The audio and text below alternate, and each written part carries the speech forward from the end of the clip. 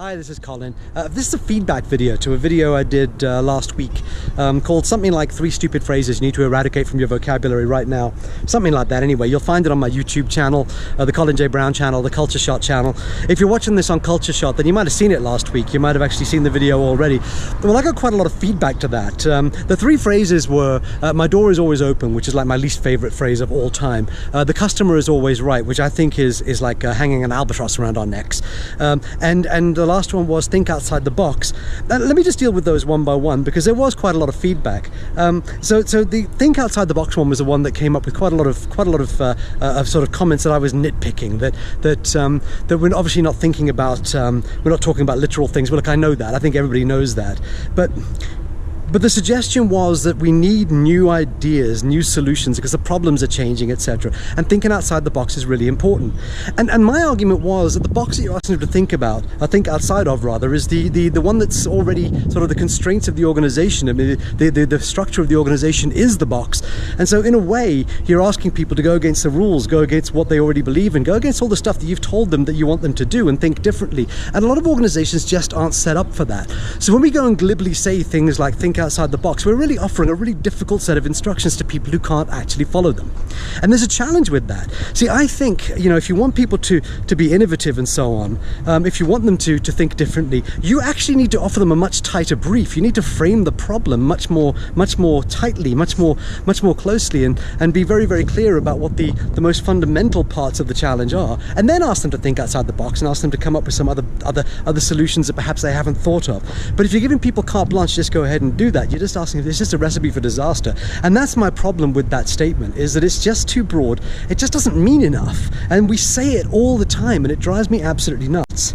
Another one was the customer is always right. And I mean, let's face it, I believe in customers, and if you're any of my customers out there, trust me, I respect you, I love you, right? Seriously, let's not get that wrong. But to have such a one-sided relationship is almost beside the point. That's almost certainly not why customers came to you in the first place. They didn't come to you so they could hit you with a stick. And if they ever did, if that's the kind of customers you got the wrong customers. I mean, we talk all about, you know, being partners with our customers, and we've got all sorts of again, kind of glib expressions that we say around that. But fundamentally, that's true. That's kind of what customers are looking for. We're not looking for a master-servant relationship, and neither are they. And if that's what you've got with them, then you've got a bit of a problem. Look, I've got friends who work in the restaurant industry, and the number of sort of crazy complaints that come about things that aren't really true just goes to tell you that you need to stand your ground sometimes and say, look, you know what, I understand that you've got a point of view. I'll always accept that you have a point of view, but respectfully, I disagree with you on this. Just simply say, and I mean, you know, companies that say the customer is always right tend to say that as a kind of keep-all. That's a catch-all. That's a thing. That's the statement. That's the thing you need to stand by. And we're really missing the point if we're saying things like that. And we're likely to get really poor service and really deliver poor service. And the last one was my door is always open. And again, I know we're not talking about a physical door. Well, I mean, we're probably not talking about a physical door, but I'm not talking about one. I'm talking about a philosophical door.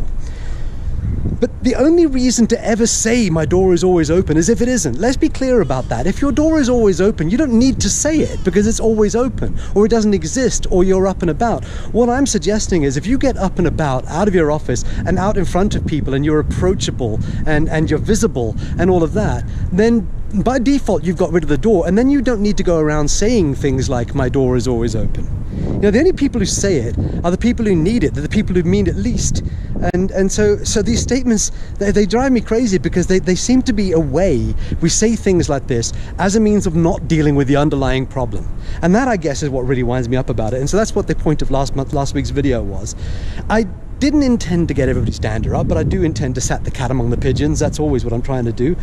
So for those of you who think that I'm a chump for saying those things, I hope this explains a little bit of it. If it doesn't, well, then we'll respectfully disagree.